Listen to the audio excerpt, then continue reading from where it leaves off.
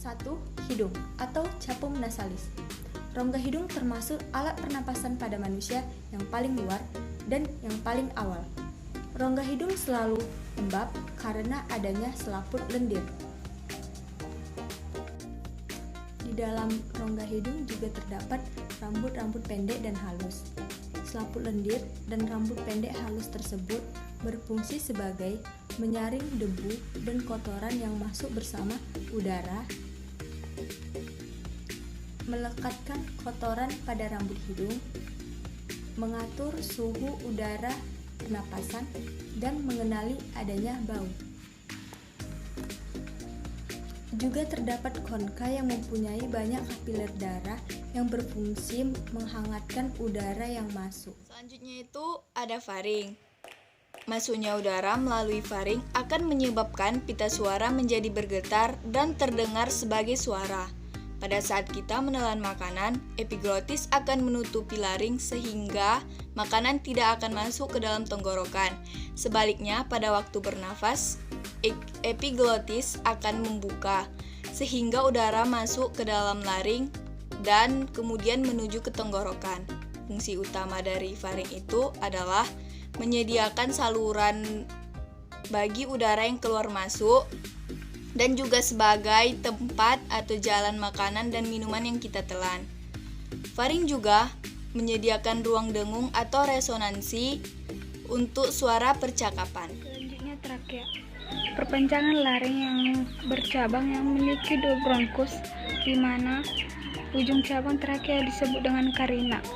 Trakea bersifat fleksibel, berotot, dan memiliki panjang 12 cm dengan cincin kartilago berbentuk huruf C. Laring atau kontak suara adalah organ pada leher mamalia yang melindungi trakea dan terlibat dalam produksi suara. Laring juga saluran pernapasan yang membawa udara menuju ke trakea. Fungsi utama laring untuk melindungi saluran pernapasan di bawahnya dengan cara menutup secara cepat pada stimulasi mekanik, sehingga mencegah masuknya benda asing ke dalam saluran pernapasan. Laring mengandung pita suara atau vocal cord.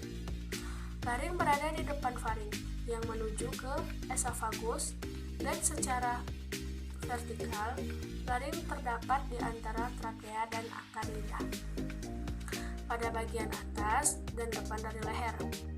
Tingkat vertikalnya bersesuai dengan tulang vertebra servikal keempat, kelima, dan keenam. Tetapi itu ditempatkan agak lebih tinggi pada wanita dan juga selama masa kanak-kanak. Struktur laring umumnya terdiri dari tulang rawan yang diikat oleh ligamen dan otot. Laring tersusun dari 3 kartilago besar yang tidak berpasangan. Di antaranya krikoid, hiroid, dan epiglotis. 3 kartilago kecil yang berpasangan atau yang disebut dengan arytenozoid, corniculate, dan cuneiform, dan sejumlah otot intrinsik. Pada laring juga terdapat tonjolan yang menjadi seksual sekunder pada pria dan lebih dikenal sebagai jabut. Peradangan dan infeksi pada laring disebut laringitis. Sekian penjelasan saya tentang laring. Bronkus merupakan cabang, batang, tenggorokan yang jumlahnya sepasang, yang satu menuju paru-paru kanan dan yang satu menuju paru-paru kiri. Struktur lapisan mukosa bronkus sama dengan trakea, hanya tulang rawan bronkus bentuknya tidak teratur, dan pada bagian bronkus yang lebih besar, cincin tulang rawannya melingkari lumen dengan sempurna.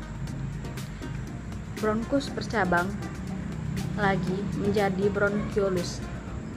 Batang tenggorokan bercabang menjadi 2 bronkus, yaitu bronkus sebelah kiri dan sebelah kanan. Kedua bronkus menuju paru-paru. Bronkus bercabang lagi menjadi bronchiolus, bronkus sebelah kanan, dan bronkus primer bercabang menjadi 3 bronkus lobaris. Bronkus sekunder, sedangkan bronkus sebelah kiri bercabang menjadi 2 bronkiolus. Cabang-cabang yang paling kecil masuk ke dalam gelembung paru-paru alveolus. Bronkiolus. Bronkiolus adalah cabang dari bronkus. Bronkiolus bercabang-cabang menjadi saluran yang semakin halus, kecil dan dindingnya semakin tipis. Ciri khas dari bronkiolus adalah tidak adanya tulang rawan dan kelenjar pada mukosanya. Pada bagian awal dari cabang bronkiolus hanya memiliki sebaran sel globet dan epitel. Fungsi dari bronkiolus adalah sebagai media yang menghubungkan oksigen yang kita hirup agar mencapai paru-paru. Paru-paru terletak di dalam rongga dada bagian atas, yang di bagian samping dibatasi oleh otot dan rusuk, dan di bagian bawah dibatasi oleh diafragma yang berotot kuat. Fungsi utama paru-paru sebagai pengolah udara yang masuk dalam tubuh, memisahkan oksigen dan karbon dioksida. Paru-paru tersusun atas bronkiolus, alveolus, jaringan elastik, dan pembuluh darah. Paru-paru terbagi menjadi 2 bagian, yaitu paru-paru sebelah kanan atau pulmodexter yang terdiri atas 3 lobus, dan paru-paru sebelah kiri atau pulmosinister yang terdiri atas 2 lobus. Paru-paru dibungkus oleh 2 selaput yang tipis yang disebut sebagai pleura. Selaput bagian dalam yang langsung menyelimuti paru-paru disebut pleura dalam atau pleura visceralis, dan selaput yang menyelimuti rongga dada yang bersebelahan dengan tulang rusuk yang disebut sebagai pleura luar atau pleura parietalis. Kemudian saya akan menjelaskan tentang alveolus. Alveolus adalah struktur anatomi yang memiliki bentuk berongga, terdapat pada parenkim paru-paru, yang merupakan ujung dari saluran pernafasan kita, di mana kedua sisi merupakan tempat pertukaran udara dengan darah.